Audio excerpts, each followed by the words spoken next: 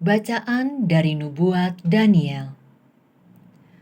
Sekali peristiwa, Raja Belsyazar mengadakan perjamuan besar untuk para pembesarnya, 1.000 orang jumlahnya. Di hadapan 1.000 orang itu, Raja minum-minum anggur. Dalam kemabukan anggur, Belsyazar menitahkan orang mengambil perkakas emas dan perak yang telah dibawa oleh Nebukadnezar ayahnya dari dalam bait suci di Yerusalem. Sebab Belsyazar dan para pembesarnya, para istri dan gundik mereka ingin minum dari perkakas itu. Maka dibawalah perkakas emas dan perak yang dirampas dari bait suci rumah Allah di Yerusalem. Lalu raja dan para pembesarnya, para istri dan gundik mereka minum dari perkakas itu. Mereka minum anggur dan memuji-muji para dewa yang dari emas dan perak, tembaga, besi, kayu, dan batu.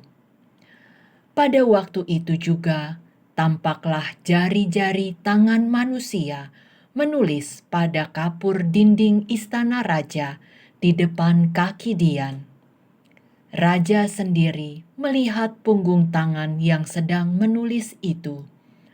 Maka raja menjadi pucat dan pikirannya menggelisahkan dia. Sendi-sendi pangkal pahanya menjadi lemas dan lututnya berantukan. Lalu dibawalah Daniel menghadap raja. Bertanyalah raja kepada Daniel, "Engkaukah Daniel, salah seorang buangan yang diangkut ayahku dari tanah Yehuda? Telah kudengar bahwa engkau penuh dengan roh para dewa dan memiliki kecerahan akal budi dan hikmat yang luar biasa. Aku pun telah mendengar bahwa engkau dapat memberikan makna dan dapat menguraikan kekusutan. Oleh sebab itu, jika engkau dapat membaca tulisan itu dan dapat memberitahukan maknanya kepadaku, maka kepadamu akan dikenakan pakaian dari kain ungu, dan pada lehermu akan dikalungkan rantai emas, dan dalam kerajaan ini engkau akan mempunyai kekuasaan sebagai orang ketiga."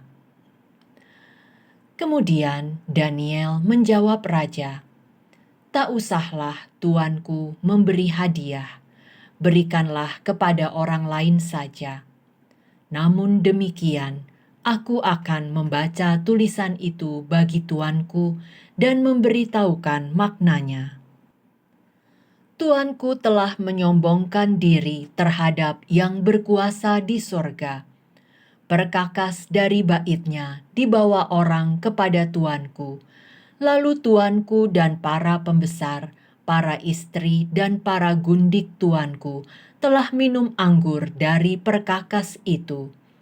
Tuanku telah memuji-muji para dewa dari perak dan emas, dari tembaga, besi, kayu, dan batu, yang tidak dapat melihat atau mendengar ataupun mengetahui. Tuanku tidak memuliakan Allah yang menggenggam napas tuanku. Sebab itu ia memerintahkan punggung tangan itu dan dituliskan tulisan ini. Beginilah tulisan itu: Mene, Mene, Tekel Urfasin. Dan beginilah makna perkataan itu. Mene artinya masa pemerintahan tuanku telah dihitung oleh Allah dan telah diakhiri. Tekel artinya tuanku telah ditimbang dengan neraca dan didapati terlalu ringan. Urfasin, kerajaan tuanku dipecah dan diberikan kepada orang Media dan Persia. Demikianlah sabda Tuhan. Syukur kepada Allah. Pujilah dan luhurkanlah Dia selama-lamanya. Pujilah Tuhan, hai matahari dan bulan. Pujilah dan luhurkanlah Dia selama-lamanya. Pujilah Tuhan, hai segala bintang di langit.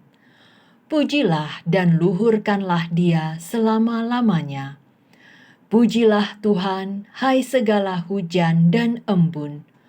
Pujilah dan luhurkanlah Dia selama-lamanya. Pujilah Tuhan, hai segala angin. Pujilah dan luhurkanlah Dia selama-lamanya. Pujilah Tuhan, hai api dan panas terik. Pujilah Tuhan dan luhurkan Dia selama-lamanya. Pujilah Tuhan, hai hawa yang dingin dan kebekuan. Pujilah dan luhurkanlah Dia selama-lamanya.